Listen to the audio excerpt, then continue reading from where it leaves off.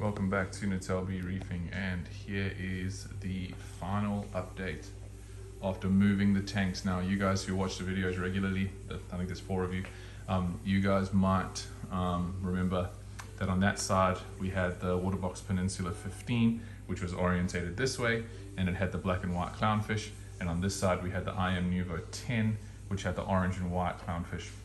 So what we did is we upgraded the IM Nuvo 10 and got a Waterbox all-in-one 20 cube, which is 45 centimeters, 45 centimeters, 45 centimeters, hence the name Cube, in case any of you guys were wondering why they chose that name. So we then transplanted with surgical accuracy the black and white clownfish from that tank and put them into this tank. We also rescaped and added a few pieces of extra rock, technically only 2 pieces. So the rock that was in the previous tank is this piece, which was a carob sea shape. It's one of those arches. That one at the back there that has the zoas on, that's like one of those round pieces, which is orientated that way. This is just a little piece of, I want to call it something. Let's just call it rock. And it was bought in that shape, and then back there is actually a chunk of rock I took out from one of my old tanks. So let's just go through how the scape looks. Oh, we also got some equipment. So we purchased ourselves a Aqua One Neuro 3 for this tank, because there was already a Neuro 3 on that tank. So we've got the Neuro 3 here, and I got a random flow generator on there, and the pump that's installed in this tank is the Aqua One Axis 40.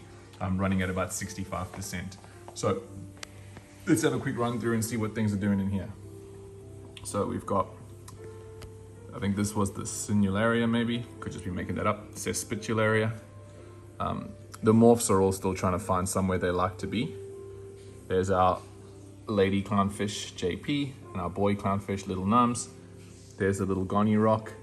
The Duncans are doing so well. They're like really happy. They've been happy for a while, but they particularly seem to like their position in the tank here.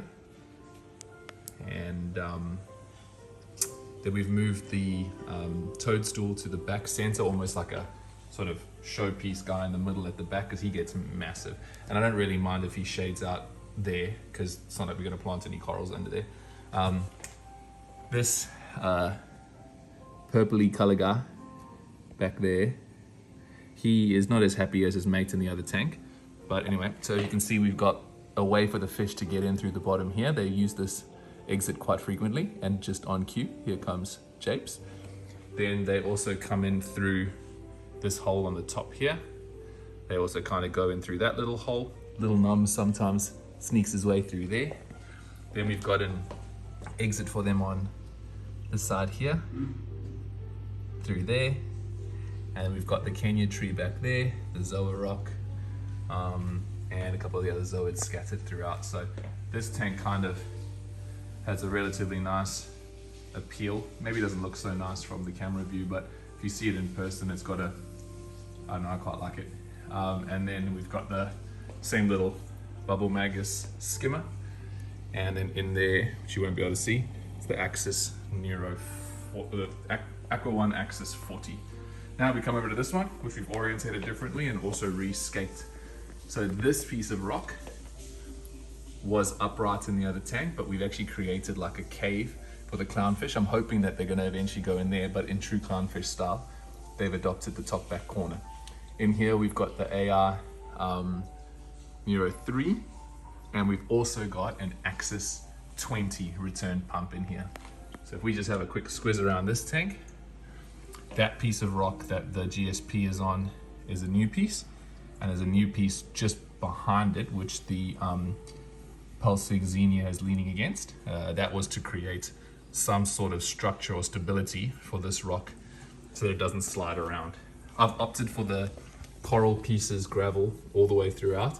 I know it's very like, people don't say, everyone always says, oh, it's much more difficult to keep clean or whatever, but to be honest with you, it's actually a lot easier because you can blow it really hard with the pump, and it pretty much just kicks all the stuff up. At the moment, we've got some ammonia absorbing pads as well as carbon running in both. and I have increased the intensity of this light. It's now going at about 75%, I would say, of its maximum. Some of the lights, the blues, are running at about 110. That's just because it's significantly deeper. So these corals are now quite a bit further than they used to be from the light. Same situation is happening in this tank, because these corals were also a lot closer to the light than they were previously. So we've done that. But if we take a step back, we can see we've got these two tanks. Both of them are water boxes. The one's the Peninsula, the other one's the All-in 120. And I am quite impressed with how we managed to get it done. It did take a really, really long time. It took about 12 hours in total, cleaning, removing, keeping the biomedia alive, making sure the fish were okay, air, stones, the works. But anyway, we are now done, and yep, that's where we're at with Netelbe reefing. So if you stay till 6 minutes, which I don't think any of you have, I'll just say this to myself because I'm the only one still watching. So thanks for watching Netelbe reefing. Netelbe reefing. Peace.